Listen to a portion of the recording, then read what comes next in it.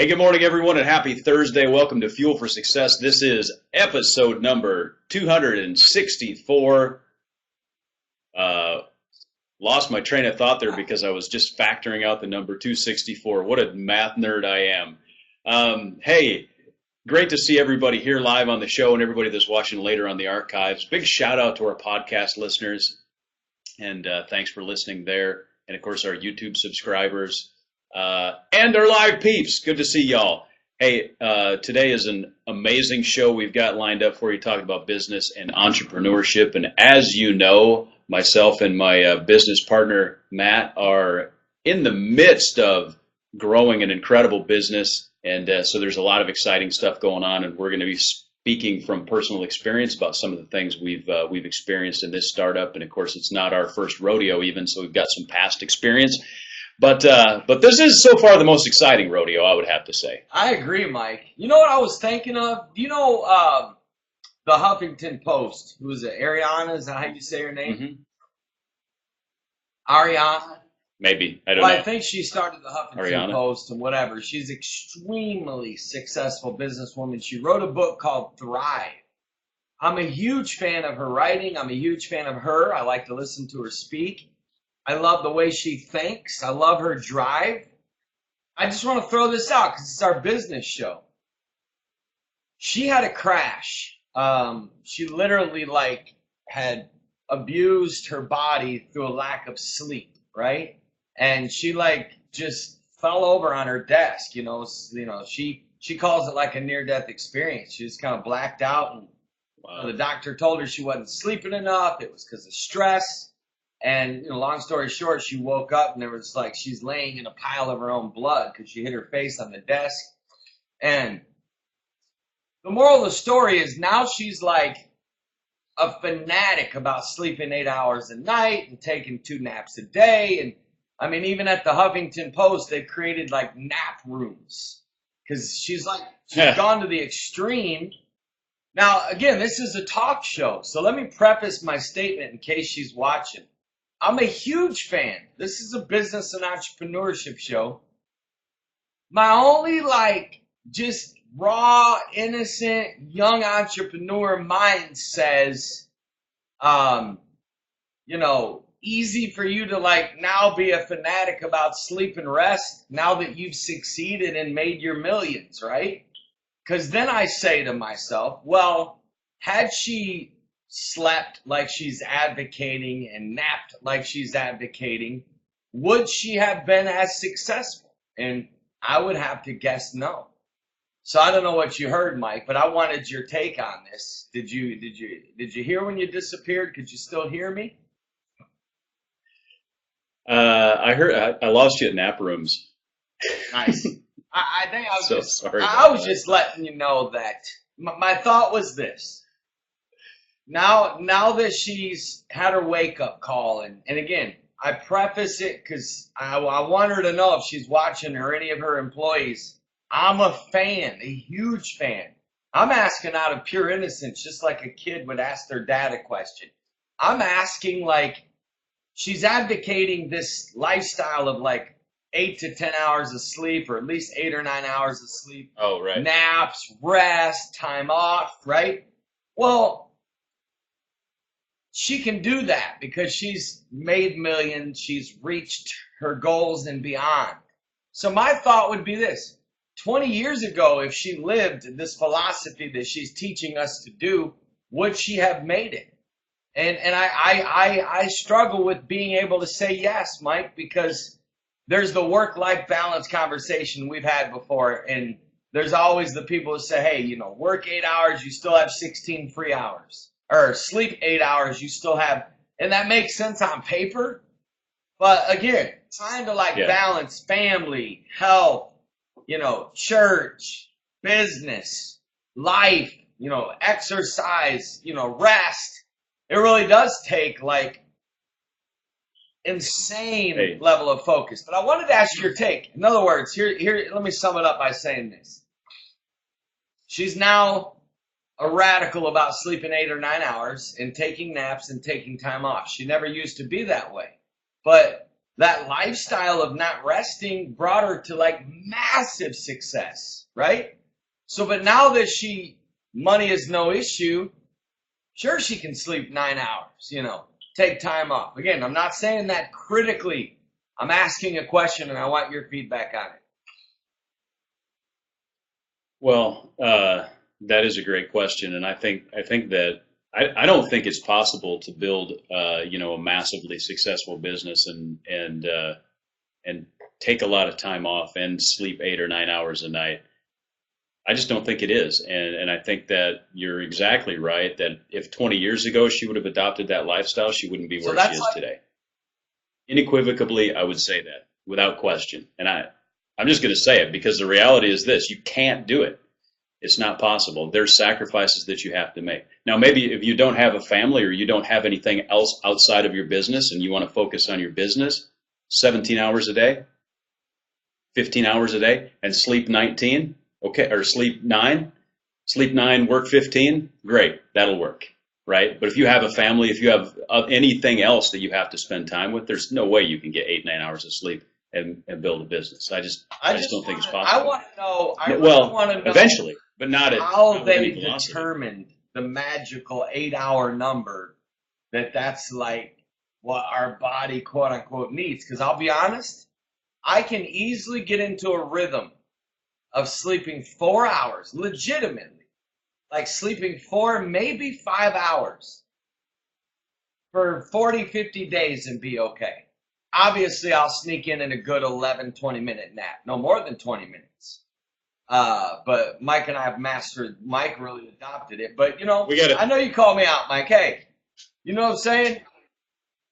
We got to talk about the 20-minute nap, slacker. Come on. If your stress level is higher, then you're going to be sleepier. Or you're going to be more sleepy. I don't know. But anyways, that's just interesting little jab, interesting little chat at the beginning of our show.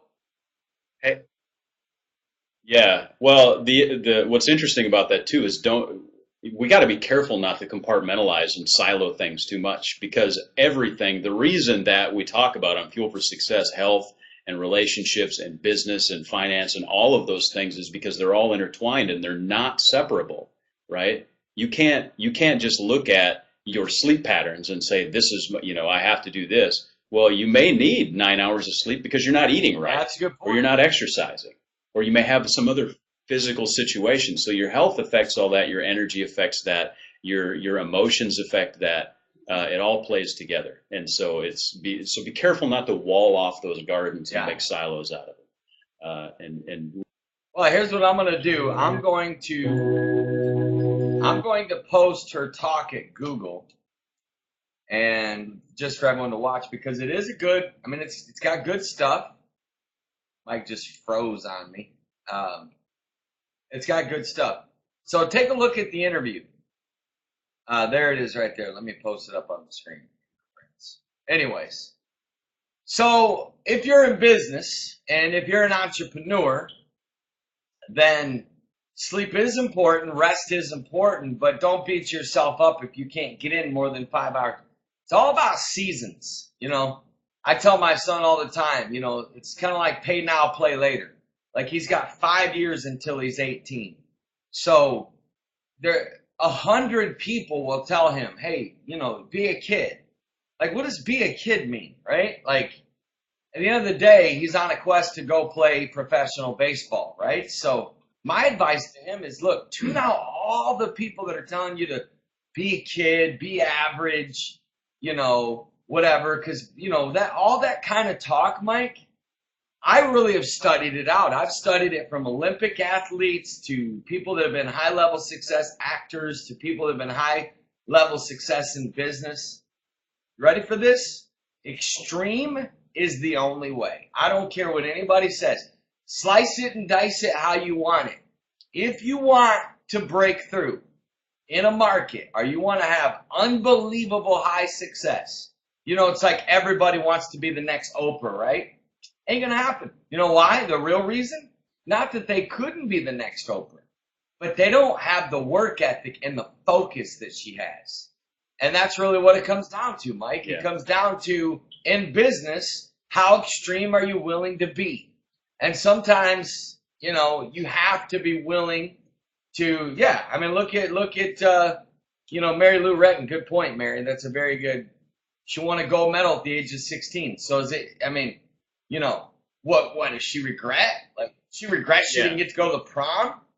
Like, go to the prom, win an Olympic gold medal, have millions in the bank, be retired at the age of 19 if she wants. Mike, I just think our thinking, because we live among so many average people, our thinking is becoming too safe and too average and too just, if all you do is talk to people that make $25,000 a year, and that's all the people that you hear and talk to and associate with, every once in a while you gotta get around people that shake your thinking, that rattle you. I mean, I got a good friend of mine who's a businessman, very successful.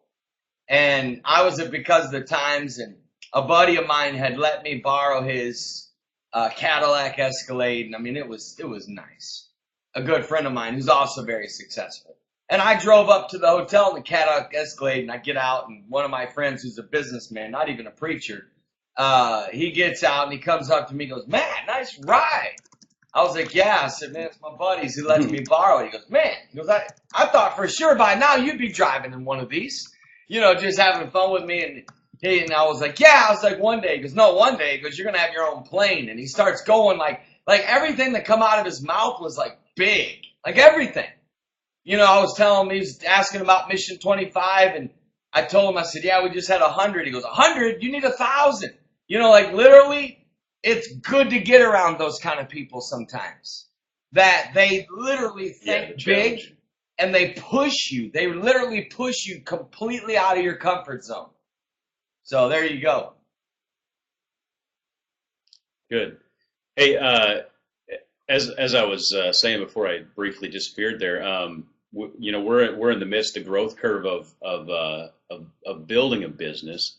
And quick question that I'd like to ask, and also remind everybody to ask questions. Type in the chat box. Email them, mike@mathematics.com, or text 727-341-5599 if you're listening later on the archive. So all different ways to ask questions. You can tweet us. You can hit us on Facebook, Snapchat. I don't know. There's a million ways you can contact us. Let us know, and we'll find a way. That's all we're saying. You can find us. You can find us. There's no reason not to be able to find Mike and I. Yeah.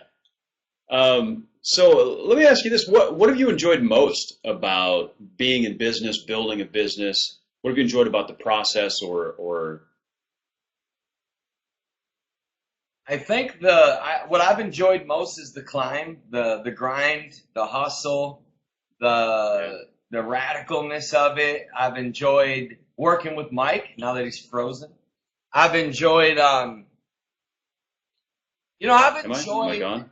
Oh, I'm here. The true, because in our business, there's a lot of purpose, So I've enjoyed the impact. I've enjoyed the change that I've seen in people. I've really enjoyed,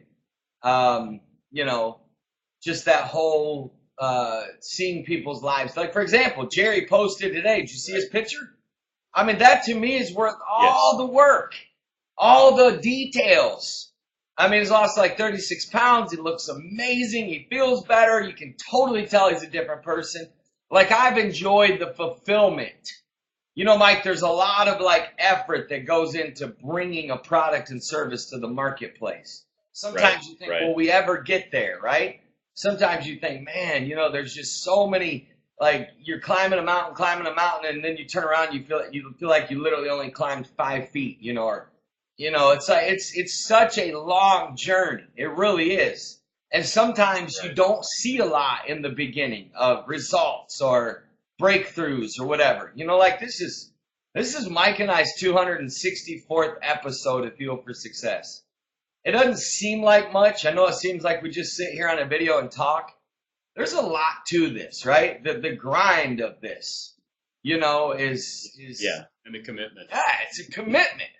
So I've enjoyed, though, all in all, Mike, I've enjoyed the journey, and I've enjoyed all that comes with entrepreneurship. I've actually enjoyed the financial. Now I enjoy it, not before. I've enjoyed the financial pressure. I've enjoyed the fun times of you and I Snapchatting each other shut off notices, and things like that, I've enjoyed, you saying, hey, or I'll text you, hey, how you doing on cash? Hey, I'm not bad. I got like $3.17 left. I think I can squeeze by another 2 days. You know what I mean? Like, I've enjoyed that. That's been fun. Now it's like scary when you look back and you're like, God, really? You know what I'm saying? I agree, and I love the challenge. One of the things when I think about what I enjoy, I just love winning, and so I love when we have victories, when there's victories either financially or business wise, or in our case, we get to like help our clients become victorious, and so that's a victory for us too, and so we're winning, and I love winning, and I've enjoyed winning. And I will continue. We will win. Let me put it that way. It's a good question, Mike.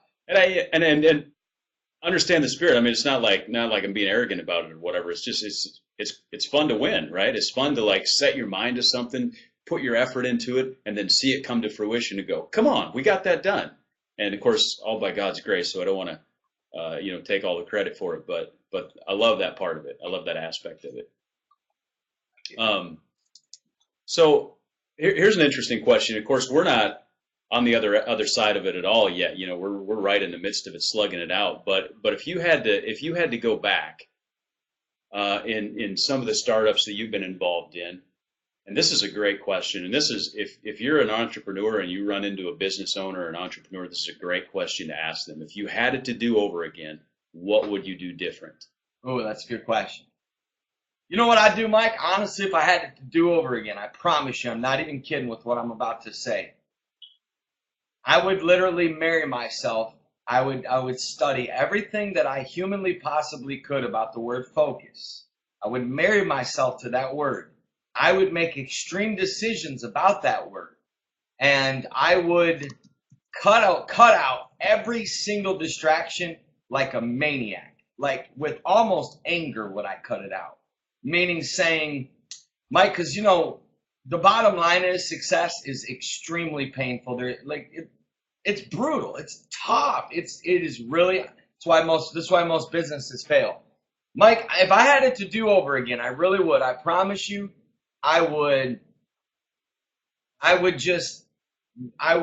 find out every distraction in my life, no matter what it was, and with fierce, beyond Rocky, like Rocky looks like a kindergartner in this illustration here. Like, I would just cut it. I would destroy every distraction. Because I can honestly tell you that, personally, I would be 1,000,000 times more successful if I hadn't had so many distractions over the last 10 years.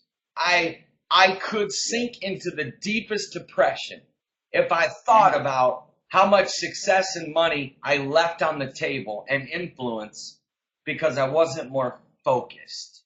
That's what I would do different. I like that. So you're saying find the distractions and execute them with extreme prejudice. Extreme. More extreme than if someone broke into your house, or somebody went to go kidnap your kid. You're not passive if somebody goes to kidnap your kid. You know what I mean? If your house is on fire, you're not passive. You know what I mean? There would be nothing passive about my attitude about distraction. I wouldn't care if it cost me, friends, temporary loss of popularity. I wouldn't care if people thought I was crazy. I literally wouldn't care. That's how mean I would be about distractions. Have I made myself clear? I think so. And I like Mary's addition to your illustration of Rocky looks like a kindergartner. She adds with a Bob the Builder backpack. So I think Mary's picturing Sylvester Stallone. Mary does good with analogies. She's starting to compete with you, Mike. Yeah.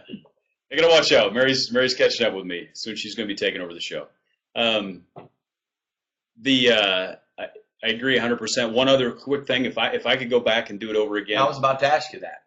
One of the things that I would strongly recommend is have a strong financial plan.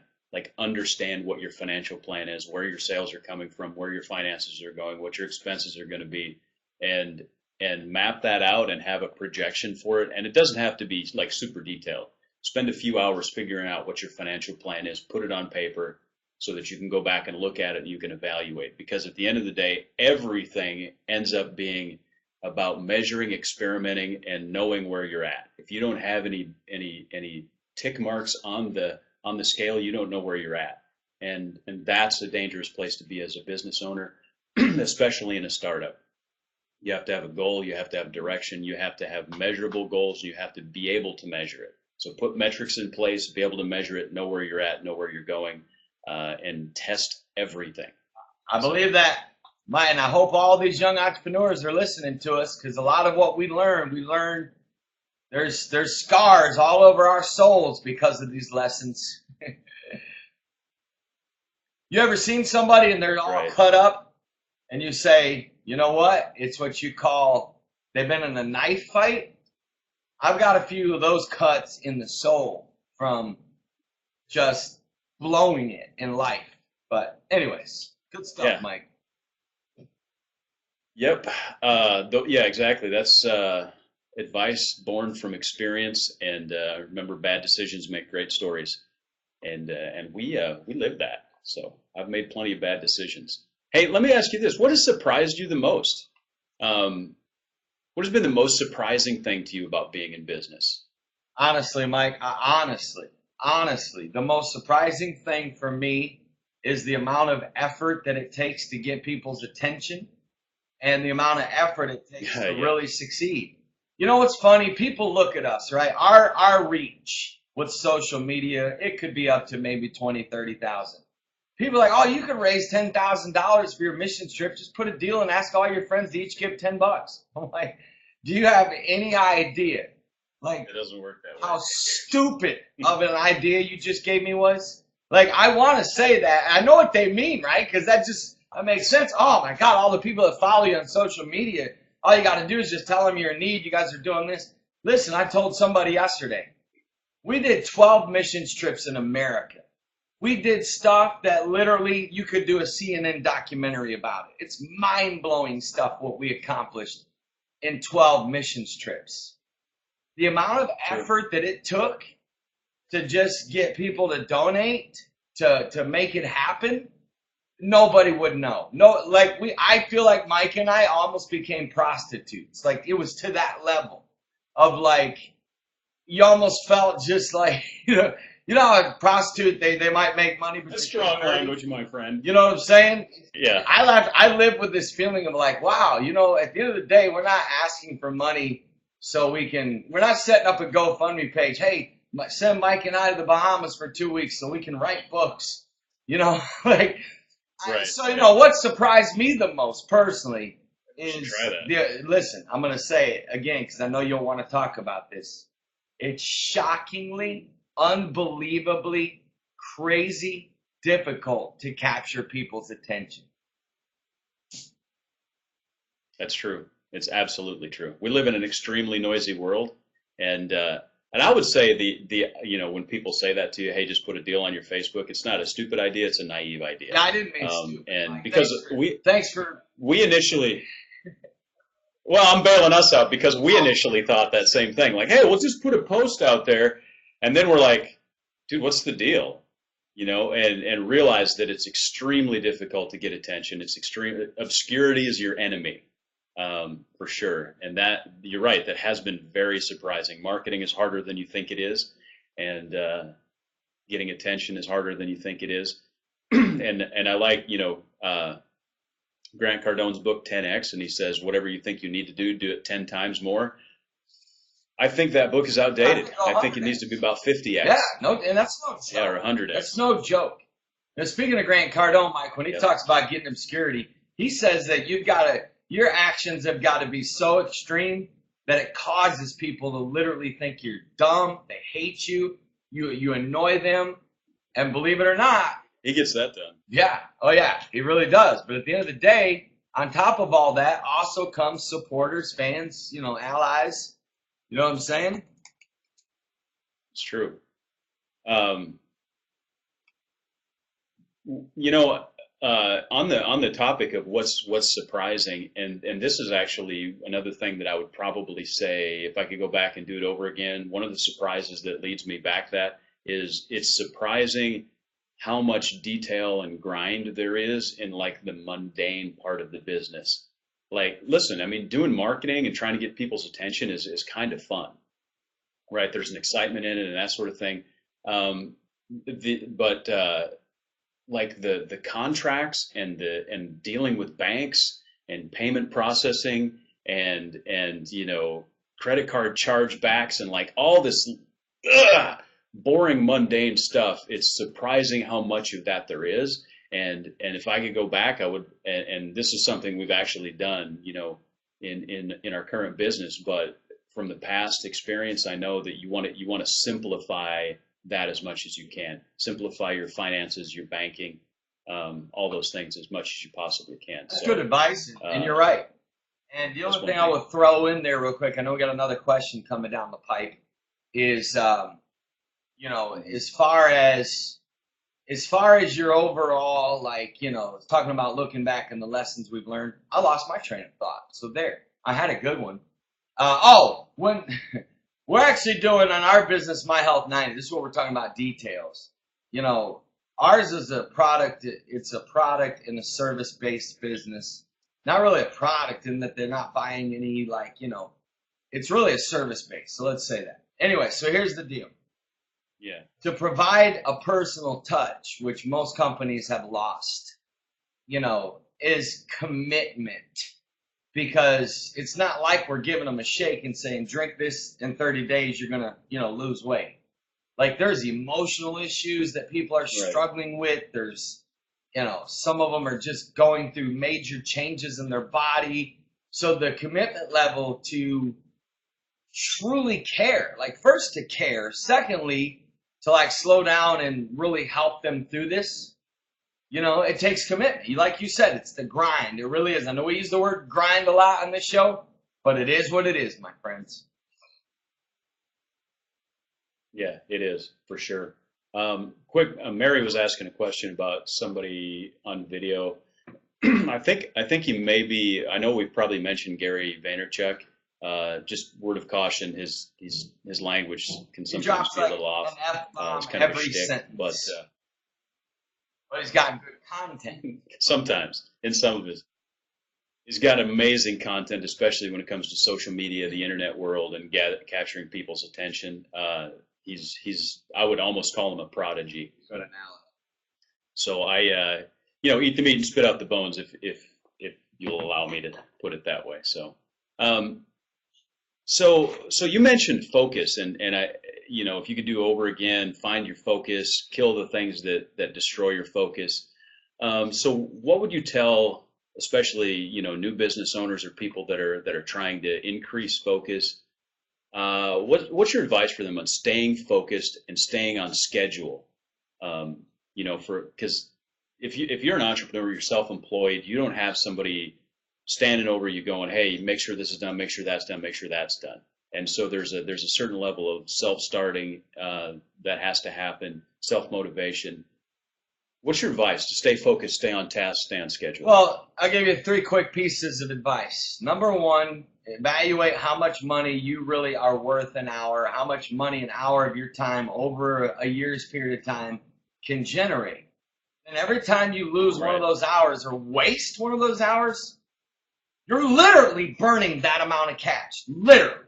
I mean, you are taking that amount of money and setting it on fire, or driving down the highway, rolling down the window, and just letting it fly out.